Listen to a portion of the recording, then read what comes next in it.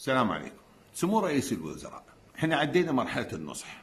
انت تملك الاستشاريين والمثقفين والدكاترة وذات الاختصاص، اكيد يشرحون لك حجم المشاكل الموجودة في البلد.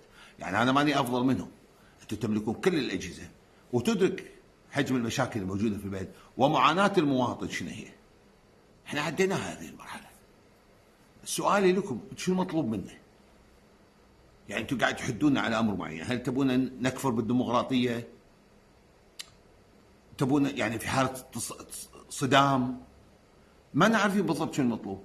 يعني تبون توصلون ان الشعب الكويتي يبتدي يراسل الجهات الخارجيه ويطلب المساعده، كان مثل الامم المتحده يقول تعالوا شوفوا بلدنا، شو المطلوب؟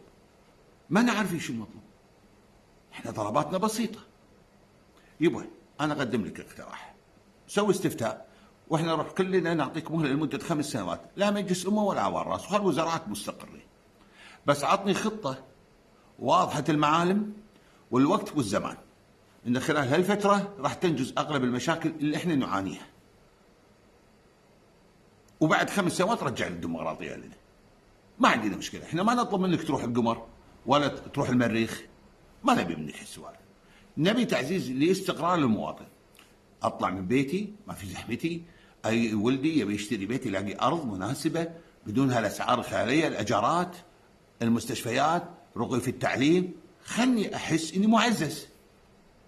وتبيني هيك بالليل اقول لك بيت شعر وتعطيني من كنافه امير زهيب، ما عندي مشكله، بس خلني معزز، خلني احس اني عايش في بلدي معزز مكرم، ما اعاني، ما افكر بالاجيال اللي بعدي. نتفق كذي؟ تبون كذي؟ حاضرين. اكثر من كذي بعد ايش تبون منه؟